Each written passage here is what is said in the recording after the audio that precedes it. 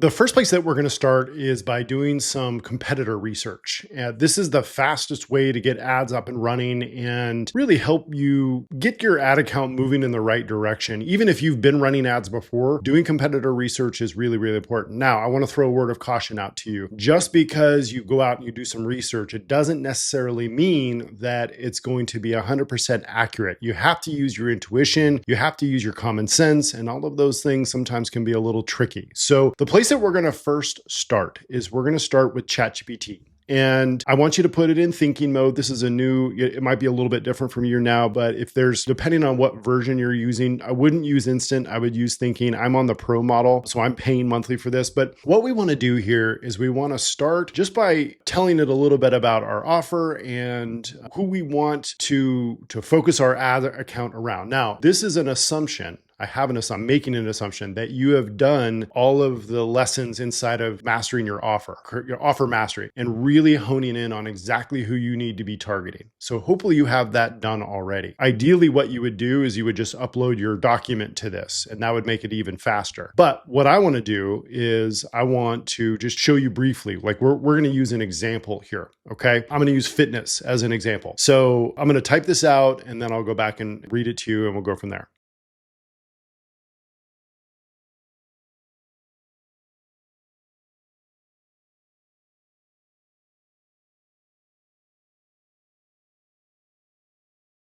Okay, so naturally you may understand and you may know exactly who your competitors are. And if you do, that's great. It'll make it even faster. But this is a great way to kind of open up your circle a little bit and get outside and think outside the box. So I want you to do deep competitor research. My target audience are women who are 35 plus that want to lose weight, that live in the US. Their biggest pain point is that they keep trying to lose weight, and keep it off. One thing I need to add in here is my offer is high ticket fitness and nutrition coaching. You need to make sure that you understand your offer. All right. I want you to do deep competitor research for the space. Ask questions if you need clarity. This is a really powerful thing to put into any kind of language model that you're using, like ChatGPT. So I'm going to throw it in there. It's going to think. And then when it's done, I'll be back. Okay, so it's come back. It's starting to spit out some information here. Here's a deep competitor scan for US women, blah, blah, blah. The market splits into 5 competitor hormone focus for fat loss. Okay, great. 40 forward. So these are my competitors and who to watch. Okay, wonderful. It's giving me their names and their sources in here, which is why I can go to their websites if I want to. This is why I recommend you start here. It's a great place, just a starting point. And again, these might not be your competitors. And this is where you kind of have to use your intuition and your common sense, because some of these may not apply. Some of them might not make any sense. This is really, really powerful and helpful information if you're just starting out in ads to really get moving quickly. It's even showing me some gaps that I can exploit. Okay, that's great. I could probably copy and paste that. I'm not going to do that right now. So what I'm going to do now is we're going to go over to the ads library. Just going to go to Meta Ads Library. And we are going to start searching. Okay, so I'm going to go and I'm going to grab the first one. And we're going to see if I can find their ads here. And I'm going to let's just do all ads. And I'm going to search for 40 forward. And there you go. All right, that's them. Doesn't look like they're running ads. Let's see if I have them in a different place. This actually looks like what I can do is... This is Coach Chris, okay? And look for, what I'm going to do is I'm going to look for their social and see if, there we go. So sometimes you have to go around a little bit. So this is Coach Chris, and doesn't look like he's running ads. Normally, if this is a business page, which it is, you would see if they're running ads down here. It would say, ads library or something like that to do some research on them. Let me try searching for that. All ads. Let's go Coach Chris. Doesn't look like it. Yeah, doesn't look like he's running ads. Okay, no problem. Let's just go down the other list here.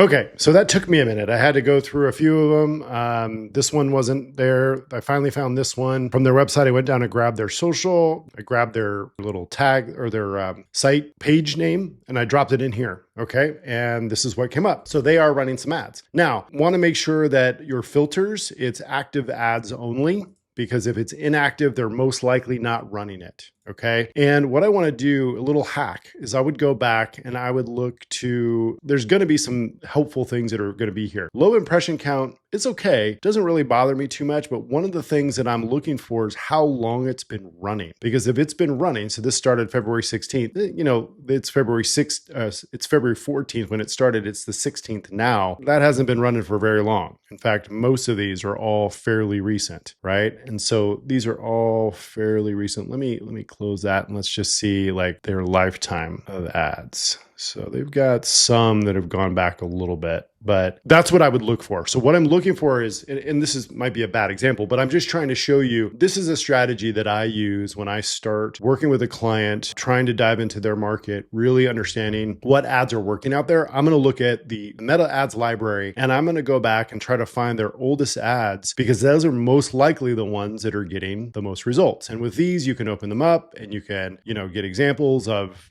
what they're doing, what they say, their headlines. And I would actually start creating a database of these. Okay. I would take the copy, the screenshots, and I would just create a Google Doc or a Google Sheet, excuse me. And on the Google Sheet, I would just link, and I'd even link directly here if you want to. And I would go through these and I would see, the different styles. You can see the different copy that they're using on them. So this is a really, really easy way to start doing some competitor research. And I would probably do this with 10 or so people. So I would continue, going through the rest of these and try to find more if I could. It's not the end of the world.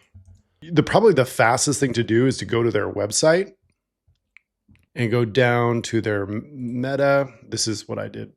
I think is probably the quickest way to see if they're running ads. And then I drop it in here like this. I won't beat it to death, but I think you get the idea, right? It's going through the Meta library, finding the people that you want to target. And if they don't, for whatever reason, if you can't find their name, it could just be because their business name or the profile that they're running ads from may not be what you think it is. Like it might not be their name. It might be their business name. It might not be their business name. It might be their actual name. So you just have to get a little creative. But what you're trying to do here is you're trying to build a database of ad accounts that are active. And I would pick not necessarily the biggest competitors that are out there, okay? Because one of the things that you're going to run into is ad accounts that spend hundreds of thousands of dollars. And you probably saw this in one of my previous lessons where I talk about sort of your ad strategy, depending on your budget. An ad account that spends hundreds of thousands of dollars a month is going to have lots of different types of ads. They're going to have top of funnel. They're going to have middle of funnel. They're going to have bottom of funnel. So you don't necessarily want to duplicate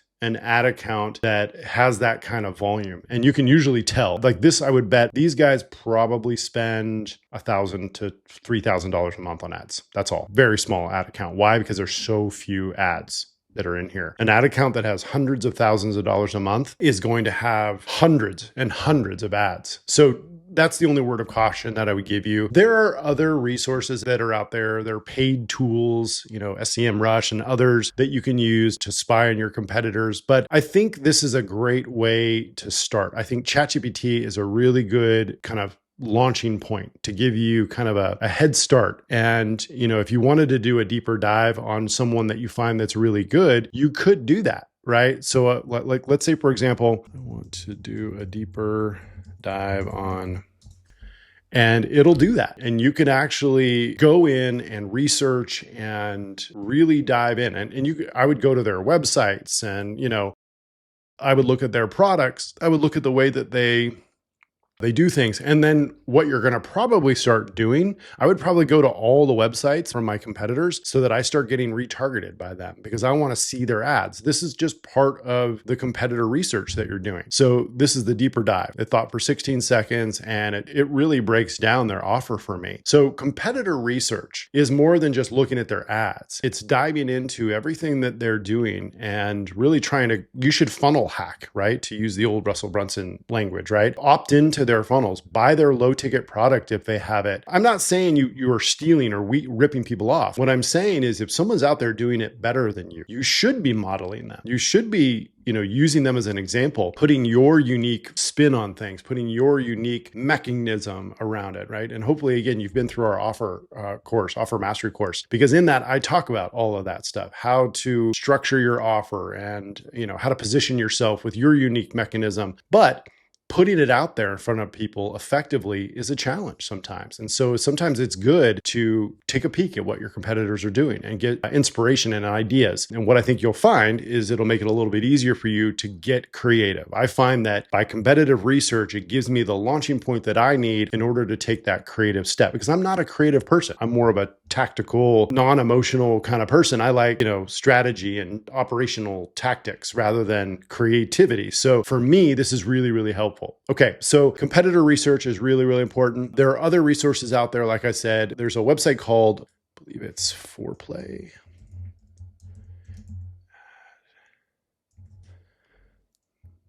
Yeah, foreplay.co, I think, is the website. This is a paid resource. I've used this with some clients that I've worked with. This is probably better for people who, are going to spend, tens of thousands, 100,000 plus a month in ads. It's really an opportunity or a tool that you can use to do a lot of creative research. Someone who's going to need to produce a lot of creative, you definitely could use a site like this. I make no money for sending this to you. I'm just sharing it with you because it is a tool, but it's expensive. I think it's $100 a month, something like that, to really use their real tools, like their Spider. That's the Spider. The Spider is like the tool to spy on your competitors. I mean, it's expensive. $150 a month is not cheap. I'm sorry, it's $175. That's if you're doing annually. So you can see it's not cheap, but I don't think you really need this, especially if you're in that 0 to 10K a month range. Maybe if you're 30K a month range, you don't even need it. You start pushing towards 100K a month in ad spend. Yeah, you might want to invest in heavier tools, because again, the more you spend, the more creative you're going to need to produce. And so the more creative you're going to need to create. And so it becomes necessary to have a lot more inspiration. That's all. So if you're just starting out, you're going to probably be fine just creating some founder ads and, simple things. And we'll walk through all that. So that's the competitive research side. I'll see you guys in the next lesson.